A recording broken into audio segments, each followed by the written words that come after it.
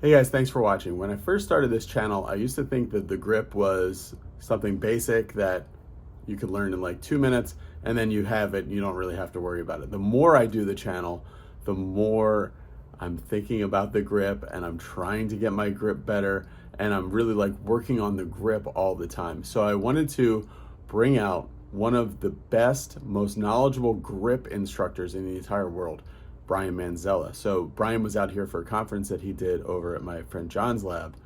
So I said, I have to talk to him about the grip and do like this super deep dive, because I think if every golfer could watch this video, of any video on my channel, if every golfer could watch this video, it would help so many people get these few things right, learn about what Ben Hogan did, learn about these 3 red flags that go on in the grip and to see if you have them and how to fix them. It's not as different as everybody says it is. There's a few things that have to happen. I'll let Brian explain right here.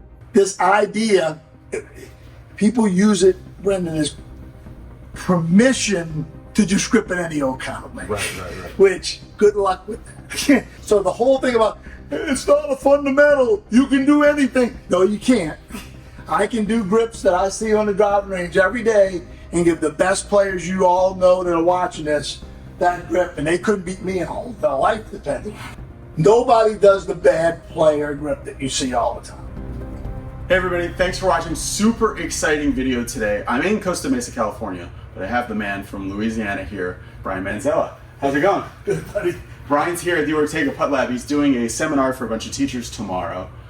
But what we're going to talk about is something that is the first chapter of every golf book, and I think gets misunderstood, Brian, because I think people understand how important it is intellectually, but nobody seems to really like sink their teeth into it. So we're going to talk about the grip today, but we're going to put some numbers on it and we're going to personalize it for everybody that's watching this video in a way. So the question I always ask every teacher when it comes to the grip is, in the World Golf Hall of Fame, there's Paul Azinger, and one day there'll be John Rahm, and then just all different kinds of weaknesses. And I don't know if there's anybody who's left-hand low in the Hall of Fame. No, but I've played with a couple of guys that are very good. Yeah, really good left-hand low. Albert Cruz, he was on big. So I think that's what happens to golfers that are trying to get good. They're like, well, I played with this guy and he's super good and his grip is like this, let me try that. Then I see on TV this guy, and then Hogan's book is probably the biggest influence on grip there's ever been.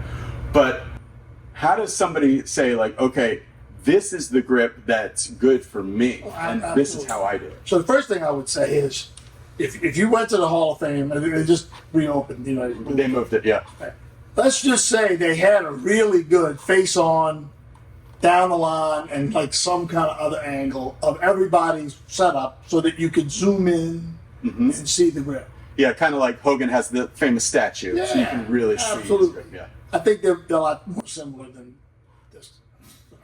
So I grew up playing with some African-American guys. They were very nice to me. I don't think I ever become a golf pro without them. And most of them were more or less professional golf gamblers. Yeah. Like, Titanic Thompson at a smaller level, right? Sure, yeah. And they looked at people's grips on the first tee. You could be making funny looking practice swings, but if you were holding on to it and you had a nice grip. That's how they would handicap guys to know if. Well, they would watch all kind of things. They'd watch them hit a couple practice putts, and they were drilling all the 5-footers. It didn't matter if their stroke looked like Trump's or not, because Trump's a good punter, right. Even though he's yippy and all kinds of stuff. He'd make the ball start where he's looking. So I am a big grip guy against people who aren't, and I think most people who aren't will say stuff like the stack of tilters, and it's not a fundamental because you could do it any way that you want. And I'm a drummer, and the grip that you use in drums, there's 2 kinds of, you can do them both, both hands like right hand grip, or you can do like a left hand, like the 2-finger, drummer grip like this, right? And obviously there've been great drummers both ways, but it depends on what you're trying to do, right? If you're trying to go around it's a lot easier with a standard grip instead of a rock grip. Right. So there probably people that turn, like, I remember tennis. I used to string tennis rackets in the wintertime, and they would have the Western grip and Sure. Yeah. But at the end of the day, to your question, there are things that you're trying to accomplish with the grip. Okay. Yeah. The first thing is, Yeah. Like, what is the very first thing is you're not playing golf with this club up your sleeve like this. Right. So Right. it's in the palm. And Right. it's like, Yeah. So because you don't want this one lever, you want some kind of an angle, right? Right. You want to set some kind of an angle so you can get rid of that angle so you can generate some extra speed. So the first thing you got to be able to do in your grip is grip it in such a way that you can form an angle between your left arm and your club without letting go of the club. That's the first thing you got to be able to do. Okay. The second thing you got to be able So to do. if people are watching this at home and they pick up a club, as they're watching this, how can they grab a club right now and just accomplish that? If you pick the club up like a baseball bat and just put both hands on like a baseball bat, you'll get your both sets of fingers. But let's say we're talking about the left hand right now. You take your little league, Sure. C team, not in my life, but some people. You got the last three fingers right here will be very close to 90 degrees to the grip, so it's very easy to get this angle to the left arm 90 degrees. Now, I'm sure there's somebody in a church league somewhere with their fingers 45, but they look like this and they're not in the infield. So I would just hold the club straight up and down, get the score lines going right up my left arm like this, and just grab it like a baseball bat without the forefinger and the thumb like this. Mm-hmm. And then I would let the club sit back in the web of my hand so I could say, hey, look, that's how Hogan did it. He put a big angle in there in a downswing. Sure. Because he had a little bit more flexible thumb than I did, so that's kind of that angle. And then you got to put your thumb and forefinger back on the club, so then you shoot it out a little bit, you put your thumb and forefinger on there. So you've actually accomplished two of the important things, and maybe three, because there's three with the left hand grip. You now will have an angle that you can start with none and add and take out for your pleasure. Right. Like we were doing a little bit ago with your swing with hack motion and seeing when the wrist cocked and when the uncocked. So you have the ability to set an angle, and you're doing it in such a way that this hyperthenar eminence, this left hand heel pad, is on top of the grip. So if I go out like this, it runs into that heel pad. Okay. So you don't want to lose this angle to all the way out, because you have to play with clubs that are 15 degrees upright, and you'll have a club face that's too easy to twist. No, all the best players on TV, you'll see the little guy will run out, and the camera will be where our camera is, and they're walking behind the shot, and they'll walk in there, and you'll see those last fingers on those white brand new tour gloves up against some black grip on TV. You'll see those three fingers 90 degrees. 90 degrees to this. And if you look from this angle, you'll see people behind, they'll put the club to the left. Yeah, like on a par three as they're getting. They will have that heel pad completely on top of the grip to control the uncocking. Now, if you have those two things, the third and only other thing, which is very important, you have to have leverage to twist the club, because you have to twist it about itself in the downswing. So that's where the strong weak thing comes in. Before you get into twisting the club, is this at this point with the fingers like this? Is that when, like, if you were telling me this analogy with the railroad workers, like what? Oh yeah. If you wanted to test your left hand grip, Yeah. and really personalize it, how would you grip the club if the bottom of the club, the sole of the club, was the thing that was going to hit a bunch of railroad ties, or spikes, railroad spikes, Yeah. to keep the ties in, and you had to do a whole day on the railroad, and work on the railroad. You wouldn't grip. Look at the grips that I see in lessons with novice golfers like this. You would hit one nail like that, and you would go, "I'm going to do something different." All right. Right? Yeah. So that's a good way to do it. And if you want to super check it, do the railroad hit without the thumb and forefinger, just with the last three fingers. You have a little more angle right here. So if you can do that, that action generates a lot of speed, the uncocking. And that and if you want the sole to hit that flat, that kind of sets you as strong as you should be for you. Pretty much. How about that? Yeah. Yeah, pretty much. And then you not only can you control the cocking and limit the uncocking, but you want to feel like this is pretty easy to do. Okay. If I gripped it so-called weak, if I did the same grip here and I just twisted the club wide open, look at how little chance I have to twist that club. I can't even square it up. Yeah, all the way back to 9. So you're gonna you hit the ball through Brandon's nose, right? So you're trying to grip it in such a way that you can cock, control the uncocking, and twist it at will, because you're gonna have to twist it in the downswing. Because some people have a somewhat good-looking grip in the hands, but relative to where the leading edge is really bad. Like I Yes, like sure. one guy had the face out here like this, but his hands looked all right. But I came up with a thing a long time ago. I'm not saying the only person ever came up with it, but gotta take credit for something. And I used to do these classes, both in New Orleans and when I was in Louisville, and I had like 30 or 40 new golfers in a row, like, the Rockettes, and you had to teach them all at one time. Sure. So everybody could get their club in, but the club face to the wrist was, talk about tough. Yeah. 40 people at one time. Oh, no, man, you turned it too much that way, sorry. and they just can't see it Right. sometimes. Yeah. So what you do, you take your left hand grip, you hold it up in the air like this, you get your back of your hand, and I got an Apple Watch on, both, in the same plane, looking up at the man upstairs, and then you look at the score lines relative to the floor. So my score lines right there are like, 15 or 20 degrees off of my left wrist, which I would say is pretty close to like everybody in the world that can beat me, all 30,000 of them, right? That they would have about like that. Interestingly, there was a little trend, I'd say 15 years ago, where grips got stronger than that, like maybe 30 degrees. Mm-hmm. And then all of a sudden the John Rahms and the Morikawas came along, and they're like, kind of like George Speed, Johnny Miller, maybe even Jack Nicklaus somewhat, where it almost matches. Hogan, matched. So you're saying average golfers, if we did this in Costa Mesa and they held it up, it would be hanging open like this. Yeah, we went to the driving range and said, everybody, lift. You got your club in your left hand. Right. All right, here we go. Nobody looks like this except the people that can play. Everybody has some kind of. First of all, they wouldn't even have the 90-degree angle because they're gripping it like this. So if they could form the L, and if they form the L, the toe would hang.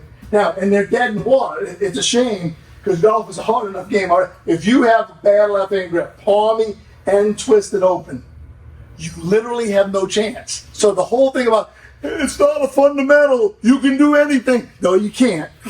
I can do grips that I see on the driving range every day and give the best players you all know that are watching this that grip, and they couldn't beat me in all their life depending. They couldn't drive it anywhere, and they couldn't keep it in play, and it's so.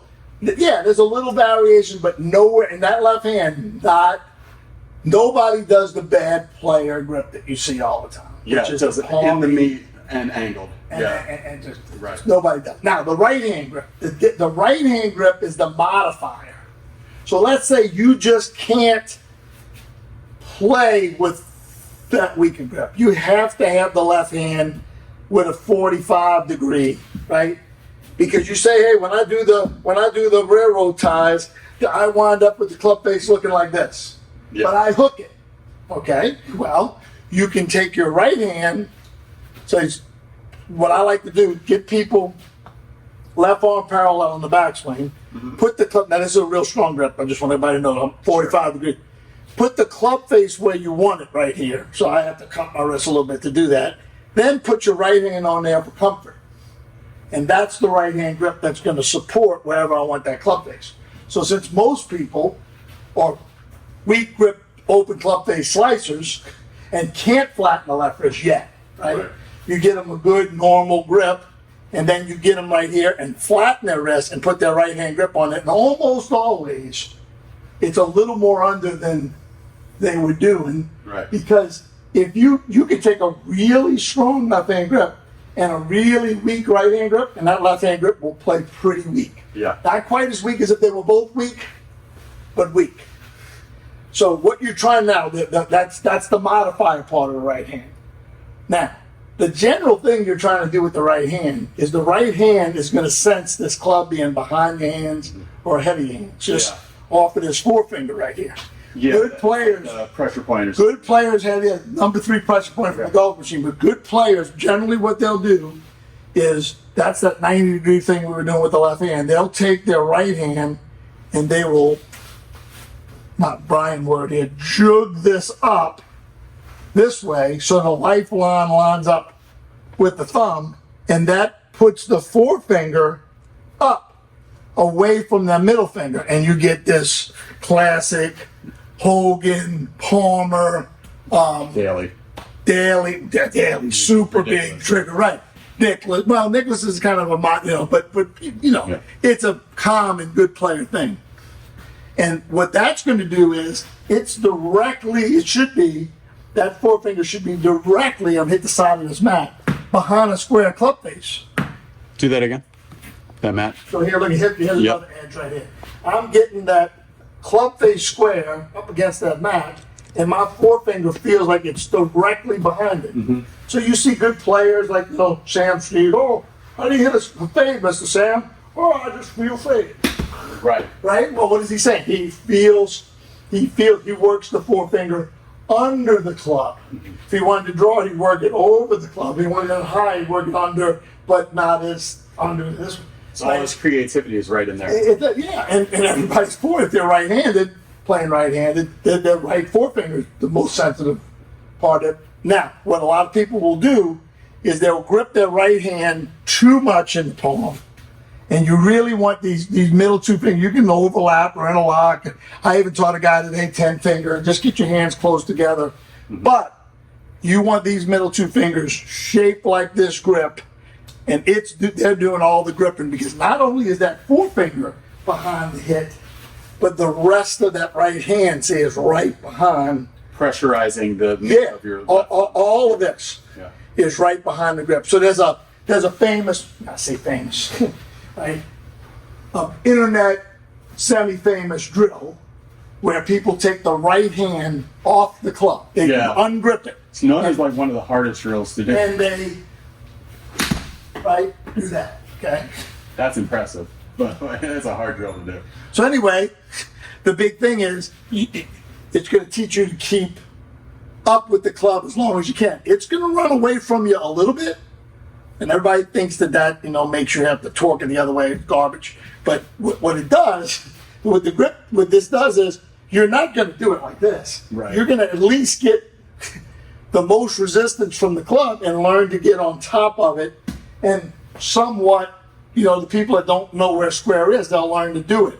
But then what you do with the rest of the hand is you take the thumb and you work it a little bit on an angle. You really don't want straight down the grip, a little bit of an angle, and you're trying to get the best players in the world will generally have a little pucker right here, and this will be all close together. And what that does is it gives the club, with somebody like Brandon that has a longer backswing, a nest to sit in. Because if you don't, let's just say you have this sort of gaposis, my teacher Ben Doyle used to call it gaposis right there. Right? The club in a normal top of the backswing position would run down your hand, and God bless you, No, you want something to stop it up there. So if you don't have that, you'll either open it to get the thumb to stop it, the club's too open, or you'll close it too much to get the forefinger to stop it. And really, you want that wrinkle and puckered up area to stop the club at the top. Are you talking about like this hollow spot? No, I'm talking about this. So to take your grip, Yeah. you have a really good. I'm gonna go down this You way. have a really good right hand grip. And now get a little further this way and go to the top of your swing. So if I tried to pull this club this way, he can stop me with this creation of the combination of the thumb, the forefinger, and those two being kind of pinched together and forming a little wrinkle, or somebody calls it a V or whatever. Okay, yeah. But this area is stopping the club in this direction. If I was leaving that all up to the left thumb, or if it was or too like that. or the forefinger like this, people it's wide, really closed. Right. So you can do all of the above a few different ways, but not that many different. You know what I mean? So there's maybe 3 or 4 guys on the whole PGA Tour that have angled fingers. DeChambeau has, because his grips are so big. Yeah. right? But he has obviously really flexible wrist because it gets in a normal top of backswing position. Most people would do this angled finger, and their club would look like this. They couldn't get enough, you know. So what you're trying to do, you have function that you're trying to create, and then you have options on how to create that function.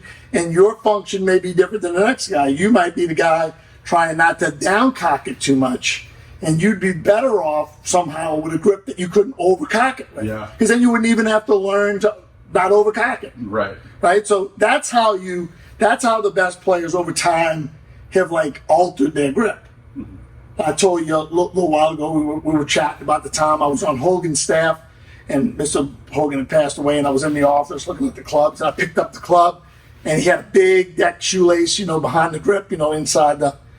Which is like those square ones on backsiders, yeah. And when I put my hand on the club, it looked just like the book. I mean, exactly like the book, because it felt funny any other way, you know? So, but he didn't always grip it that way. His right-hand grip was much weaker post-accident. In that year, he had 53, where he won almost every tournament.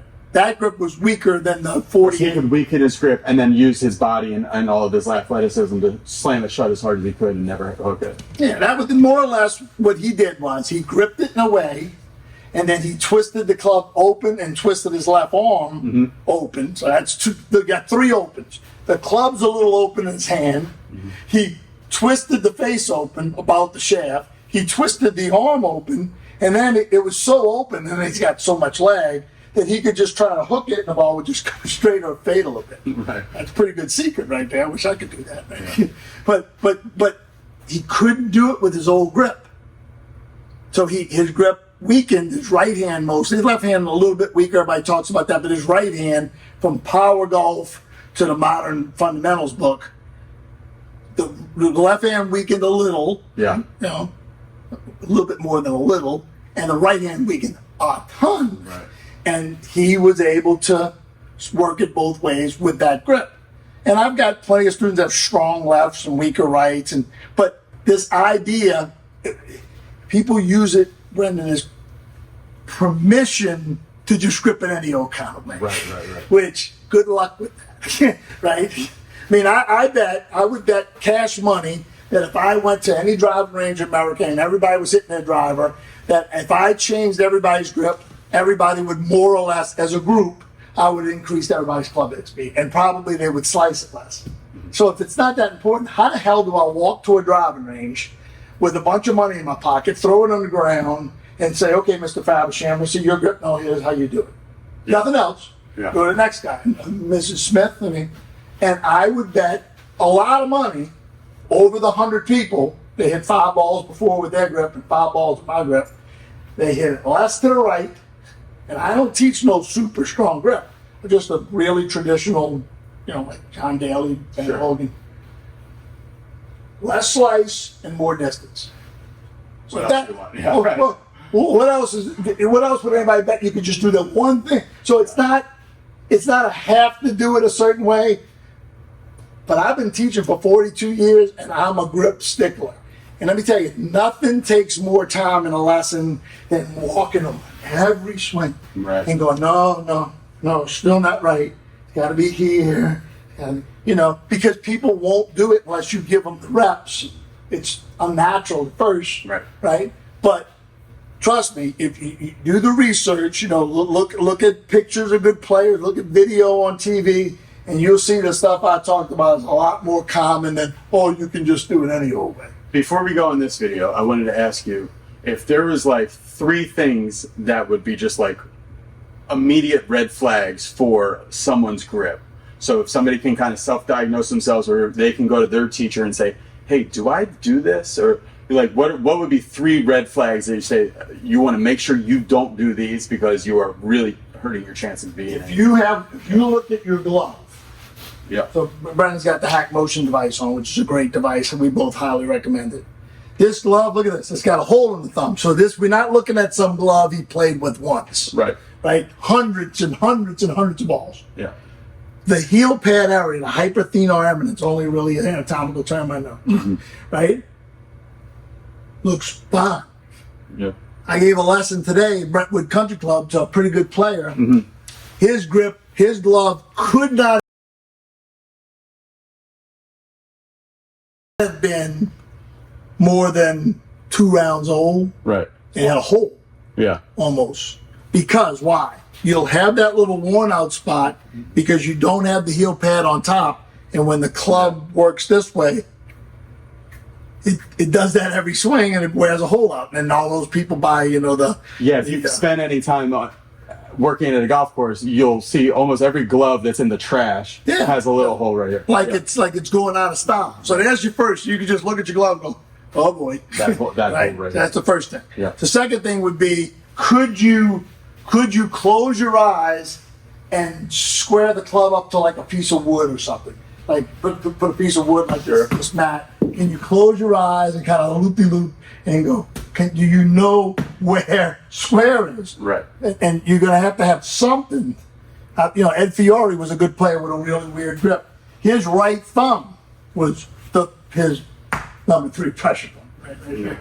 Right, but something has to be behind the club. Okay. And then, more importantly than anything else, do you have a grip that when you make a backswing with a reasonably flat wrist, the club face doesn't look someplace besides where your left wrist is looking obtusely, right? Does the club look this way when you're in Adam Scott's left arm position?